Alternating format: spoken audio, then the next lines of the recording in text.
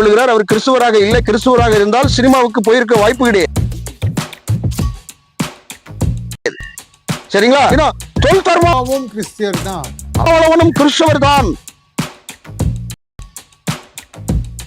அப்படிங்கிற மாதிரி சொல்றாரு. சரி, வந்து மற்றும் சொத்து மதிப்புகள் அதுக்கு நிகராக 2வது இடத்துல இருக்கு. சரிங்களா? அதாவது பிஜி குரூஸ் அப்படின்னு சொல்லி ஒரு யூடியூப் சேனல், அந்த யூடியூப் சேனல்ல கலவை வெங்கட் அப்படின்னு சொல்லி பொய் மூட்டைகளாக அவுத்து விடுகிறாரு. அந்த வகையில இயேசு கிறிஸ்துவினுடைய தாயாராக இருக்கட்டும், இயேசு கிறிஸ்துவையும் சரி, கிறிஸ்துவம் அப்படிங்கிறதே ஒரு போலியான மதம் அப்படிங்கிற மாதிரி ஒரு அவதூறு கருத்துக்கள். அதே வேளையில இயேசு கிறிஸ்துவை கழுதை முகம் கொண்டவர், பாம்பின் உருவம் அப்படிங்கிற மாதிரியான பல காரியங்களை பேசியிருக்கிறார். ஸோ ஆல்ரெடி நம்ம வந்து 4 வீடியோ போட்டிருக்கேன். இது 5வது வீடியோவாக நம்ம பார்க்க போறோம். இதுல என்ன சொல்லியிருக்காங்க அப்படிங்கிறத பேசியா. உங்களுக்கு முன்னால் இருக்கிற இப்போ நான் இத்தனையும் சுட்டி காட்டினேன் இல்லையா, 17 கோடி ஏக்கர் நிலத்தை கிறிஸ்தவ சர்ச் திருடி இருக்கிறார்கள். அதுல இருந்து இது என்ன சொல்ற அப்படின்னா, போர்ச்சுகீசிய ஐரோப்பிய காலங்கள்ல, அதாவது 1550களில் நடைபெறப்பெற்ற இந்த போர்ச்சுகீசிய பிரிட்டிஷ் கவர்மெண்ட்லாம் வந்தது இல்லையா, அப்போ வந்த பொழுது என்னன்னு கேட்டீங்கன்னா, இந்த நிலங்கள் மற்ற காரியங்கள் எல்லாம் கத்தோலிக்கம் வசம் கொடுத்து விட்டார்கள். அதாவது கிறிஸ்தவத்துக்குள்ள கொடுத்து விட்டார்கள். காலனி ஆதிக்கத்தில் இருக்கும் பொழுது கையகப்படுத்திட்டாங்க, அதை திருடிட்டாங்க, இதை திருடிட்டாங்க அப்படிங்கிற மாதிரி திருடி விட்டனர் அப்படின்னு அப்படி ஒரு என்னது இல்லாத தரவுகளை சொல்லியிருக்காரு. ஒரு வேலை திருடுனா போய் கம்ப்ளைண்ட் பண்ணு, எதுக்கு வீடியோல பேசிட்டு இருக்க, அதாவது கிறிஸ்தவர்கள் களவாண்டிட்டார்கள், மீட்டெடுப்போம் அப்படின்னு நீ கவர்மெண்ட்டுக்கு தான் போகணும், கோர்ட்டுக்கு தான் போகணும். வீடியோவில் வச்சுக்கிட்டு இல்லாத ஒரு தரவுகளை, போலியான ஒரு வெப்சைட்ல பார்க்கக்கூடிய தரவுகளை வைத்து பேசுவது ஆகாத ஒரு படிப்பினை. அதாவது அன்றைய கால கத்தோலிக்க கைகள், அதாவது இந்தியாவை பொறுத்தளவில் இந்தியாவுக்கு எந்த அளவுக்கு நிலபலங்கள் இருக்கின்றனோ, இந்திய அரசுக்கு எவ்வளவு நிலபலங்கள் இருக்கிறதோ, அதே போல 2வது இடத்துல கத்தோலிக்க கிறிஸ்தவர்கள் ஒட்டுமொத்த கிறிஸ்தவர்களுக்கும் அதே நிலபலங்கள் மற்றும் சொத்து மதிப்புகள் அதுக்கு நிகராக 2வது இடத்துல இருக்கு. சரிங்களா? இதுதான் உங்களுக்கு பொறுத்து கொள்ள முடியாமல் என்னன்னு கேட்டீங்கன்னா, களவாண்டாங்க, போர்ச்சுகீசி இதுல வரும்போது இது பண்ணாங்க, வச்சாங்க, அதுக்கப்புறம் மறுபடியும் பல காரியங்கள் அப்படி இப்படின்னு ஆன போன அப்படிங்கிற மாதிரி சொல்றாங்க, வைக்கிறாங்க. இந்த சொத்துக்களை அவங்க என்ன பண்ணாங்க அப்படிங்கிறது ஒரு காரியம். 3 விஷயம். போர்ச்சுகீசிய ஐரோப்பிய சில சம்பவங்கள்லாம் இருக்கு இல்லையா, இந்த சம்பவத்துல நிலங்கள் பெறப்பட்டது, வாங்கப்பட்டது, லீஸுக்கு வாங்கப்பட்டது, இப்படி பல காரியங்கள் இருக்கிறது. சரியா? லீஸுக்கு வாங்கப்பட்டது, காலனி ஆதிக்கம், இப்படி பல காரியங்கள். அதே போல பல காரியங்கள் வந்து எப்படின்னு கேட்டீங்கன்னா, இலவசமாக என்ன சொல்றது, நிலம் கொடுத்தவர்கள் இருக்காங்க இல்லையா. அப்போ ஒரு விஷயம் இருக்கு, நான் நேர்ந்து கொள்கிறேன் அப்படின்னு சொன்னா நிலத்தை கொடுப்பாங்க. சரிங்களா? இப்போ ஒரு திருச்செந்தூர் முருகன் கோயிலே இருக்குன்னு வைங்களேன், அதுக்கு அடுத்தாக்கல மருதுமலையாக இருக்கட்டும், எதா இருக்கட்டும், அதுல போடுறவங்க போடுவாங்க. சரிங்களா? நேர்ந்துக்கு கொள்றவங்க ஒரு 50 ஏக்கரை கொடுப்பாங்க, நான் கடவுளுக்கு கொடுக்குறேன் அப்படிங்கிற மாதிரி இலவசமாக எழுதப்படுகிறது. அதே ஃபார்மேட்ல தான் இங்கேயும் நற்தொண்டு ஆற்றுவதற்கும் கல்வி நிறுவனங்கள் ஏற்படுத்துவதற்கும் இலவசமாக கொடுக்கப்பட்ட காரியங்கள் இருக்கிறது. இதை வைத்து சம்பாத்தியம் செய்தார்களா அல்லது என்ன பண்ணினார்கள் அப்படின்னு கேட்டீங்கன்னா, பல காரியங்கள். ஆல்ரெடி சொல்லியிருப்ப, லயோலா கல்லூரி, இது ஒரு சொத்து மதிப்பு, ஒரு ஏக்கர் மதிப்புன்னு வைங்களேன். இந்த லயோலா கல்லூரியை வைத்து எத்தனை பேருக்கு படிப்பு சொல்லி கொடுத்தாங்க அப்படிங்கிறது தான் முக்கியம். நிலம் இருக்கிறது முக்கியம் கிடையாது, நிலத்துல இருக்கிறோமா அப்படிங்கிறது வேற. அதை வச்சு நல்லது என்ன பண்ணோம் அப்படிங்கிறது முக்கியம். ஐசிசி அப்படிங்கிற ஒரு கல்லூரி, அதுக்கப்புறம் லயோலா காலேஜ், மற்ற சமூக, அதாவது மருத்துவத்துறையாக இருக்கட்டும், எல்லாமே சமூக சேவைக்காக இடங்கள் ஒவ்வொரு காலகட்டங்களிலும் பெறப்பட்டது, வாங்கப்பட்டது, லீஸுக்கு பெறப்பட்டது, லீஸுக்கு மொத்தமாக அதிலிருந்து வாங்கப்பட்டது, இப்படி பல காரியங்கள் இருக்கின்றன. திருடினார்கள் அப்படின்னு சொன்னா அது எப்படிப்பட்ட காரியம்?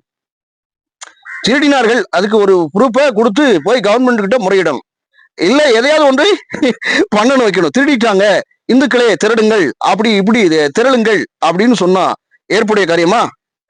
அதே போல என்னன்னு கேட்டீங்கன்னா, இதெல்லாம் என்ன பண்ணாங்க? முதல்ல சமூக நீதி, சமத்துவம், இதைத்தான் பின்பற்றி தான் கத்தோலிக்க கிறிஸ்துவர்களா இருக்கட்டும், கிறிஸ்தவர்கள் அப்படி பயணித்தாங்க. சரிங்களா? சரி, அடுத்ததாக என்ன சொல்றாரு அப்படிங்கறத கேட்போம். வச்சு மீதி பேர்லாம் வச்சு அந்த ஸ்டேஜ்ல வச்சு கிறிஸ்தவ பாதிரிகளுக்கு முன்னாடி இங்க நடக்கிறது உங்களோட ஆட்சின்னு அனௌன்ஸ் செய்திருக்கிறார்கள். அவர்களுக்கு நன்மை செய்யவும் ஆண்டவர் இயேசு உங்களுக்கு துணை நிற்கும்படி நாங்கள் உங்களுக்காக பிரார்த்தனை செய்கிறோம்.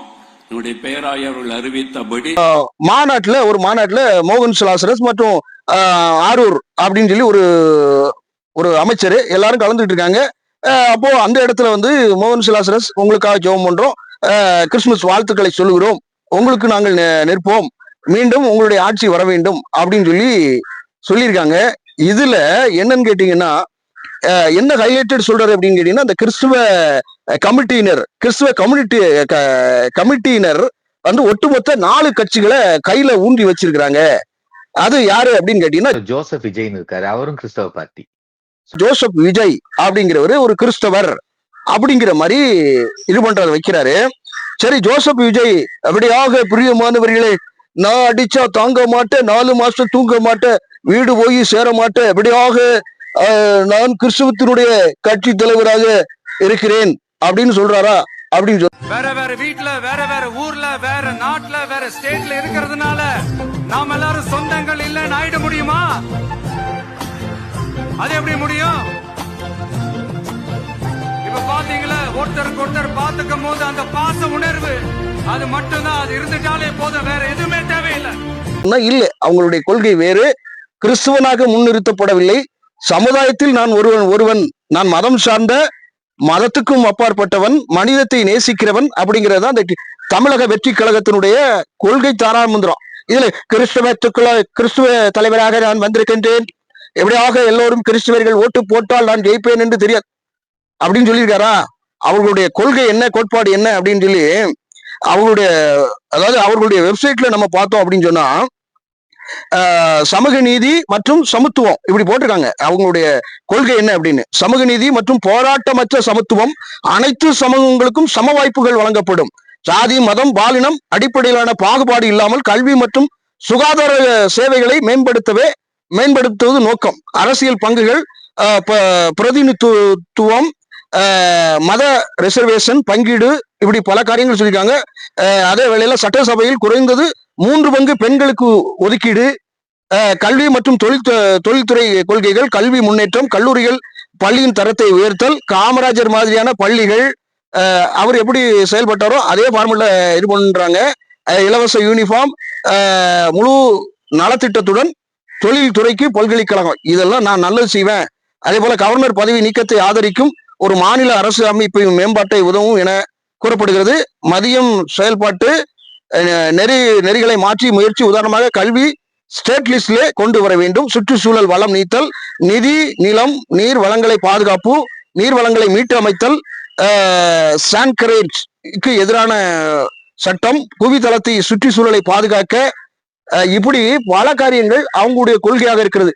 நாங்கள் கிறிஸ்துவத்தை காப்போம், கிறிஸ்துவத்தினுடைய காரியங்கள் அவல நிலையை நாங்கள் இது பண்ணுவோம், கிறிஸ்துவத்துக்காக இப்படியாக ஸ்தோத்திரம் இப்படியாக அப்படின்லாம் சொல்லவே இல்லை.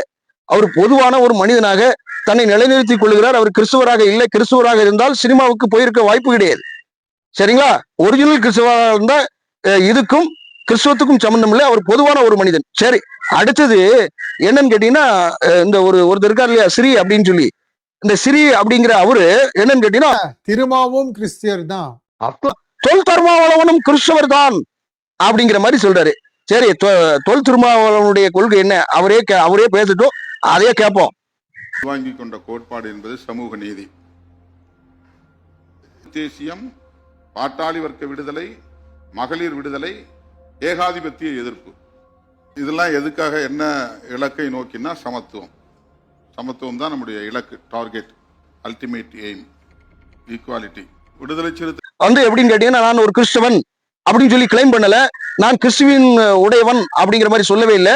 அவர் அடங்கமறு அத்துமீறு ஆயுதம் ஏந்து அப்படிங்கிற கொள்கையோடு என்னன்னு கேட்டீங்கன்னா, சமுதாய ஒடுக்குமுறைகளையும் அடக்குமுறைகளையும், அதே வேளையில அவருடைய ஜனங்களுக்கு, ஒடுக்கப்பட்ட மக்களுக்கு அவர் நீதி வழங்க வேண்டும், சம அந்தஸ்து பெற வேண்டும், இடஒதுக்கீடு, யாரெல்லாம் இடஒதுக்கீடு கொடுக்குறாங்களோ அவங்கள ஆதரிக்கணும், சமுதாயத்துல கீழ்வான, அதாவது ஜாதிய மோது போக்கள், அதாவது ஜாதிய மோதல் இதெல்லாம் வருது இல்ல, இதெல்லாம் தடுக்கிறதுக்கும் மற்றும் அவர்களுக்கு பாதுகாப்பாக அரணாக இருப்பதும், ஒடுக்கப்பட்ட மக்களுக்கும் ஒற்றை குரலாக விடுதலை சிறுத்தைகள் கட்சிகள் இயங்குகிறது அப்படின்னு அவரே சொல்றாரு. அவருடைய அபிஷியல் வெப்சைட்லயும் நான் கிறிஸ்தவன் என்று அவர் சொல்லவும் இல்லை. சரிங்களா? அதே வேளையில சீமான் இருக்காரு, சைமன் ஒருத்தர் இருக்காரு, அதுவும் கிறிஸ்டியன். கிறிஸ்தவ சர்ச் வந்து 4 பார்ட்டி இப்ப லான்ச் பண்ணியிருக்கு, இல்ல 4 பார்ட்டி தன் கைக்குள்ள போட்டு இருக்கு. நான் வந்து என்னன்னு கேட்டீங்கன்னா ஒரு கிறிஸ்தவர் அப்படின்னு சொல்லியிருக்கிறேன் அந்த திடல் தற்குறிகள். சரியா? அதாவது சீமான் இருக்கட்டும், சீமான் வந்து எங்கேயாவது நான் ஒரு கிறிஸ்துவன், அவர் பேரை வச்சுக்கிட்டா கிறிஸ்துவன் ஆயிடுவாரா? பேரை வச்சுக்கிட்டா புண்ணியம் கோடி அப்படின்னு அவன் கோடீஸ்வரனா? பேரை வச்சவங்க எல்லாம் கிறிஸ்துவங்களா? சொல்லுங்களேன். ஜெபாஸ்டின் சீமான் அப்படின்னு அவரு பேர் வந்துட்டா என் மகளே, என் பாட்டன் முப்பாட்டன் அப்படின்னு சொல்லிட்டு இருக்காரு. அவருக்கு என்ன கொள்கை? என் இனம் மீட்பு, என் இனத்தின் தமிழினத்தின் விடுதலை, அதுக்கு அடுத்ததாக ஆமக்கறி, இப்படி பல காரியங்களை போட்டு அவரு இது பண்ணிக்கிட்டு வச்சுக்கிட்டு என்ன சொல்றது, டிவியில ஒரு பேட்டியை கொடுத்துக்கிட்டு தன்னை பிஸியா இருக்கிறவங்களை போல திடல் நிதி அப்படிங்கிற மாதிரி வாங்கி கொண்டு இருக்கிறார். கிறிஸ்துவத்துக்கும் எங்களுக்கும் இவரு சம்பந்தம் உள்ளவரா அப்படின்னு சொன்னா கிடையாது. அவரும் ஒரு பொதுவான மனுஷன், ஒரு அரசியல்வாதி, பொதுவான அரசியல்வாதி அப்படின்னு சொல்லலாம். இப்படியாக நாம் தமிழர் கட்சியானது இயேசு கிறிஸ்துவினுடைய ஆண்டவராகிய அவரை சுவிசேஷமாக அறிவிக்கப்படுகிற கட்சியாக இருக்கிறது. ஆகையினாலே யாரு அல்லு சொல்லி வேலைகளை பார்த்தாலும் கிறிஸ்துவத்துக்கு விரோதமாக வந்தார்களானால் அவர்களை அப்படியாக இப்படியாக அப்படின்லாம் சொல்லவே கிடையாது. புரியுங்களா இல்லையா? இல்லாத ஒரு படிப்பினை செய்யக்கூடாது. இப்படித்தான் இல்லாத தரவுகளை, இல்லாத பொல்லாததை சொல்றத வழக்கமா வச்சிருக்கீங்க. அது ஆகாத ஒரு படிப்பினை. இப்படி பொய் சொல்றதை எப்போ நிறுத்த போறீங்க? இதுலயே பொய் இருக்கா? விஜய் வந்து ஒரு கிறிஸ்தவர், அவர் ஜோசப் விஜய்ங்கிறதுனால பேர் வச்சுக்கிட்டதுனால அவரு இதா இருக்கா? பேரை வைக்கிறது இது இல்லையே. அவர் ஒரு பொதுவான ஒரு அரசியல்வாதி, பொதுவான ஒரு நடிகர், அவர் எல்லாத்துக்கும் பொதுவானவர். பொதுவாகவே வாழ்க்கைக்குன்னு வந்துட்டு அவங்களுக்கு மதம், ஜாதி, மதம், இனம் அதெல்லாம் கிடையாது. மக்கள் வச்சுக்க வேண்டியது. புரியுதுங்களா? இதெல்லாம் முதல்ல நீங்க புரிஞ்சுக்கணும். புரியுதுங்களா? அதாவது ஒரு கிறிஸ்துவ அமைப்பு இருக்கிறது, அகில இந்திய கிறிஸ்துவ இயக்கம் அப்படின்னு போட்டிருந்தா பரவாயில்ல. தமிழக வெற்றி கழகம் அப்படின்னு சொன்னாலே தமிழகத்தை ஒன்றிதான் அவர் வெற்றி கழகமாக வெற்றி உள்ள ஒரு இதைத்தான் அவர் கொண்டு வர்றேன்னு அவர் சொல்றாரு. அதே போல விடுதலை சிறுத்தைகள் கட்சிகள் வந்து ஒடுக்கப்பட்ட மக்களுக்கு ஒரு சம அந்தஸ்து கிடைக்கணும், கல்வி வாய்ப்பு கிடைக்கணும், எல்லா விதத்திலும் ஜாதிய பாகுபாடு இல்லாம இந்த பல அடக்குமுறைகளை குறித்து அவங்க அபிஷியல் வெப்சைட்ல அவங்களுடைய கொள்கை என்ன, கோட்பாடு என்ன அப்படிங்கிறத சாலிடா முன் வச்சிருக்காங்க. அதே வேளையில எந்த இடத்திலும் சரி இந்த ஜனாதன போக்கையும் பிராமணத்தினுடைய காரியங்களையும் மூட நம்பிக்கைகளையும் பெரியார் கொள்கையை உடையவன் அப்படிங்கிறதுனால பெரியாருக்கும் கிறிஸ்துவத்துக்கும் சம்பந்தம் கிடையாது. ஏன்னு கேட்டீங்கன்னா கிறிஸ்துவத்தை மறுத்தவர், அந்த கொள்கை உடையவர் திருமாவளவன். சரிங்களா? அதே வேளையில நாம் தமிழர் கட்சி சீமானாக இருக்கட்டும், அவருக்கும் கிறிஸ்துவத்துக்கும் சம்பந்தம் கிடையாது. கிறிஸ்துவராக இருந்தால் அவர் ஒரு மனைவியோட இருந்திருப்பாரு, பலவிதமான காரியம் அப்படிலாம் அநாகரிகமாக நடந்திருக்க மாட்டார். சோ இதுக்கு அதுக்கும் சம்பந்தம் முடிச்சு போடக்கூடாது, இல்லாத முடிச்சு போடக்கூடாது. புரியுதுங்களா? யாரு கூடயும் பேசிட்டா, அதாவது ஒரு பெண்ணோடு கூட இப்ப நானே பேசுறேன்னா உடனே கிறிஸ்தவர் அவருக்கு 3 கொண்டாட்டி 4 கொண்டாட்டி எப்படிம்பீங்களா? What is is nonsense? யாரையா ஒரு சகோதரி கூட பேசிக்கிட்டு இருந்தா, இயேசுநாதர் ஒரு மதலேனா மரியாதையோடு கூட பேசியிருந்தாருன்னா அது அவங்களுக்கு இது அப்படின்னு சொல்ல முடியுமா? உங்களுடைய தங்கச்சி இடத்துல ஏதாவது ஒரு பேசிக்கிட்டு இருக்கீங்க, அப்போ அதை அப்படி சொல்ல முடியுமா? அவரோட இருந்தாரு, அவரு 2 திருமணம் பண்ணாரு. இதெல்லாம் எதுக்கு? இல்லாத தரவுகளை, இல்லாத ஒரு விஷயத்த இல்லவே இல்லை, கடல்லே இல்லையாமா, எதுலயுமே இல்ல. ஆனா வந்துகிட்டு நீங்க இப்படி சொல்றீங்க, வைக்கிறீங்க. இன்னைக்கும் நீங்க பெத்லகேம்ல, எருசலேம் பகுதிகளில் எல்லா மியூசியங்களையும் போய் பாருங்க, வரலாற்று பூர்வமாக போய் பாருங்க. சரிங்களா? அதே வேளையில காற்றையும் கடலையும் அதட்டினார். அந்த அதட்டின கடல் இன்னும் வரைக்கும் அப்படி அமைதலாகத்தான் இருக்கிறது, அப்படியே பொங்குறது இல்லை, அலை எழும்பி வருவதில்லை. அப்படிப்பட்ட காரியங்கள் எந்த இதெல்லாம் பயன்படுத்தினாரோ அந்த பயன்படுத்தப்பட்ட காரியங்கள் இன்னும் 2025 வருடங்கள் ஆயிடுச்சு, இன்னும் பதப்பத்தி பத்திரமா வச்சிருக்கிறாங்க. சோ எதை இது பண்ணாலும் வச்சாலும் ப்ரூஃபோட பேசுங்க. ஏதாவது ஒருத்தர் நெட்ல போட்டு விட்டுருக்கதெல்லாம் பார்த்து பேசி அவதூறு கருத்துக்களை இது பண்ணாதீங்க, வைக்காதீங்க. இந்த பாட்டோட முடிச்சுக்கணும். இந்த பயல்கள்ட்ட என்ன பேசுறது, இவனுக்கு கமெண்ட கூட வெயிட் பண்ணி விட்டுறாங்க. கமெண்ட் பண்ணி கேட்டோம்னா அவனுக்கு மண்டை காஞ்சுது. என்கிட்ட எல்லாம் வரட்டுமே, டேய் உங்கள்கிட்ட நான் சொல்றேன், நான் ஒரு விஷயத்த சொல்றேன்.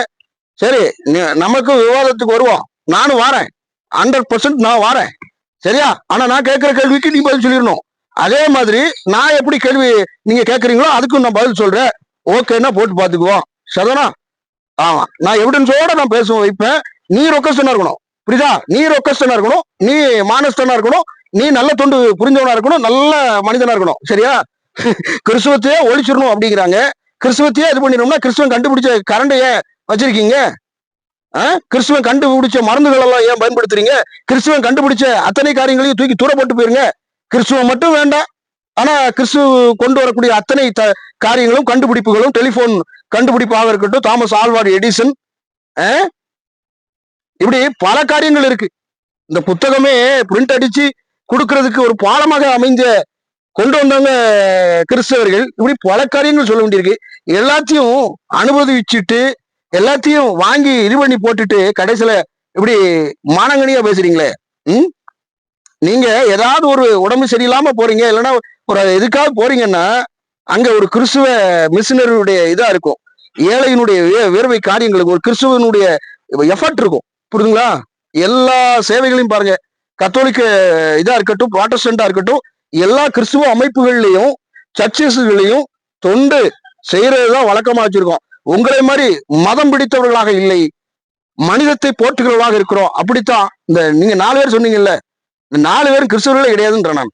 சரியா? அதனால எதை கிளைம் செய்கிறீர்களோ, எதை இது பண்றீங்களோ அதை கரெக்டா பேசுங்க.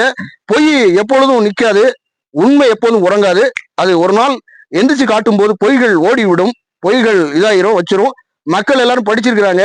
அதனால உங்களை போன்ற தற்குறிகள் பேசுவதை ஒருபோதும் ஏற்றுக்கொள்ள மாட்டார்கள். வேறொரு பதிவு. வணக்கம்.